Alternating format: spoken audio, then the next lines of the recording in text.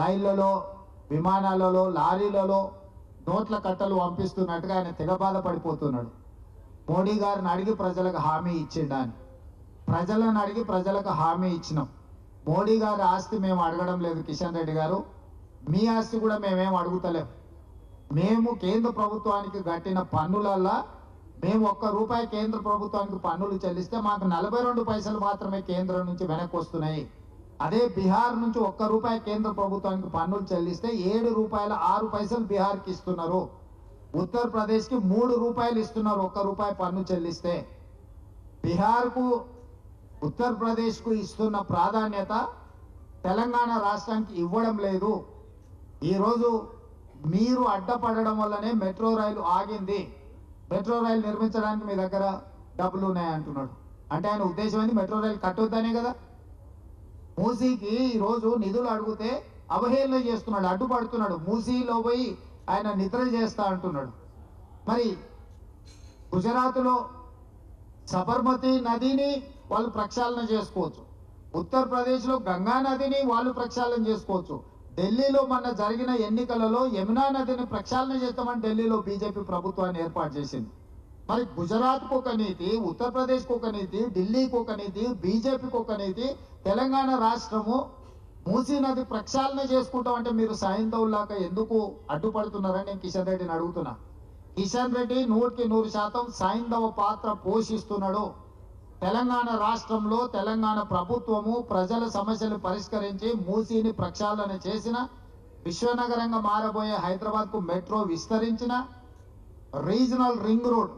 నేను ఈరోజు స్పష్టంగా చెప్తున్నా, నరేంద్ర మోడీ గారు Bharatiya Janata party national council మీటింగ్కు వచ్చినప్పుడు స్పష్టంగా మీకు 360 కిలోమీటర్ల రీజనల్ రింగ్ రోడ్ ఇచ్చిన అని ప్రకటించిన మాట వాస్తవం కాదా? ఈ రోజు వరకు రీజనల్ రింగ్ రోడ్డు కేబినెట్ ఆమోదమే పొందలేదు.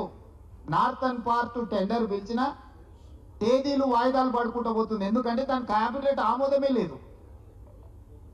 కిషన్ రెడ్డి ఒక పక్కన మెట్రోకు నేనే కృషి చేసిన అంటాడు, రీజనల్ రింగ్ రోడ్కు నేనే కృషి చేసిన అంటాడు. మరి నువ్వు కేంద్ర మంత్రికి 6 సంవత్సరాలు దాటిపోయింది కిషన్ రెడ్డి గారు. ఎందుకు రీజనల్ రింగ్ రోడ్కు, మెట్రో రైలుకు కేంద్ర మంత్రివర్గ ఆమోదం, కేంద్ర మంత్రివర్గంలో ఎజెండాలనే పెట్టడం లేదు? ఎజెండా పెట్టొద్దని సంబంధిత శాఖ మంత్రుల మీద ఒత్తిడి తెచ్చింది ఎవరు?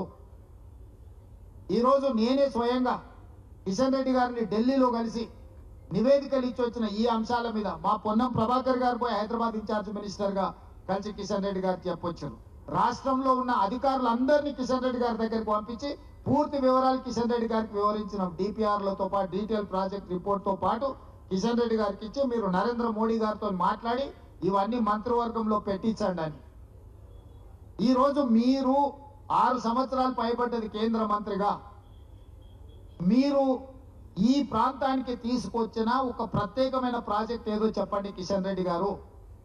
నోరేసుకొని మా మీద పడి మమ్మల్ని ఏదో బెదిరించినట్టుగా మాట్లాడుతూ ఇక్కడ బెదిరేటోళ్ళు ఎవరు లేరు కిషన్ రెడ్డి గారు.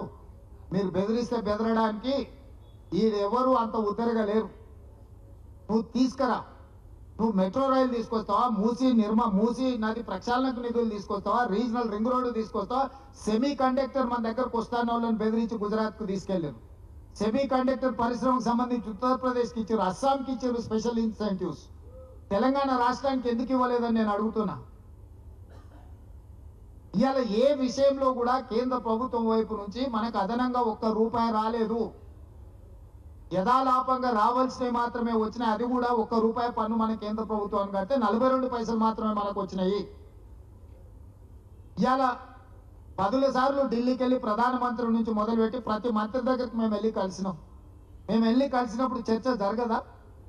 ఆ మంత్రులు యథాలాపంగా మాకు చెప్పరా? అరే మీరు ఇన్నిసార్లు వచ్చి అడుగుతున్నారు, ఇన్నిసార్లు నివేదికలు ఇచ్చిపోయినావు, మీ రాష్ట్రం నుంచే ఉన్న కేంద్ర మంత్రి కిషన్ రెడ్డి గారు ఒక్కరోజు కూడా మాట్లాడట్లేదు అని అన్నాడు.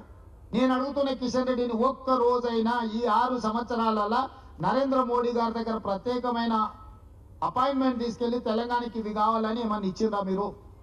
ఏదైనా మంత్రివర్గ సమావేశంలో తెలంగాణ రాష్ట్రానికి మెట్రో కావాలనో, తెలంగాణ రాష్ట్రానికి రీజనల్ రింగ్ రోడ్ కావాలనో, తెలంగాణకు మూసీ నది ప్రక్షాళన కావాలనో, సెమీ కండక్టర్కి సంబంధించిన అనుమతులు కావాలనో ఏదైనా మీరు ప్రస్తావించారా? ప్రస్తావిస్తే ఏ మీటింగ్ మినిట్స్లో ఉందో చెప్పండి, ఏ పార్లమెంట్ సమావేశాలలో మీరు మాట్లాడిరో చెప్పండి.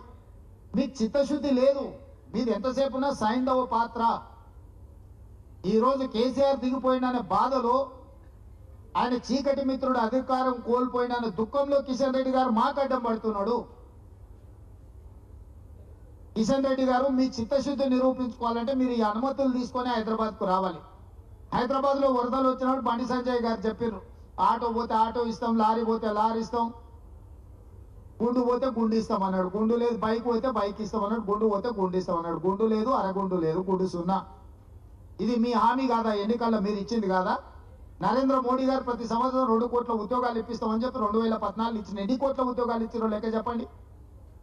నరేంద్ర మోడీ గారు 2022 లోపల ఈ దేశంలో ఉన్న ప్రతి పేదవాడికి ఇల్లు కట్టిస్తాం, ప్రధానమంత్రి ఆవాస్ యోజన అన్నాడు. తెలంగాణ రాష్ట్రానికి ఎన్ని ఇచ్చిండ్రో లెక్క చెప్పండి కిషన్ రెడ్డి గారు. మీరు రైతుల ఆదాయం 2 చేస్తా అని మీరు ఎన్నికల మేనిఫెస్టోలో పెట్టారు. రైతు వ్యతిరేక నల్ల చట్టాలు తీసుకొచ్చి 100 మందిని బలి తీసుకున్నారు ఢిల్లీలో కిషన్ రెడ్డి గారు. అప్పుడే మర్చిపోయినరా మీరు? ఇవాళ తెలంగాణలో బీసీ కులగణన చేస్తే బీసీ కులగణనలో మైనారిటీలను చేర్చారు కాబట్టి మేము తిరస్కరిస్తాం, రద్దు చేస్తామంటారు. నేను కిషన్ రెడ్డిని సూటిగా అడుగుతున్న, పక్కలున్న ఆంధ్రప్రదేశ్ మీ ప్రభుత్వమే కదా, పక్కలున్న ఆంధ్రప్రదేశ్లో మైనారిటీ రిజర్వేషన్లు రద్దు చేయండి మీకు చేతనైతే.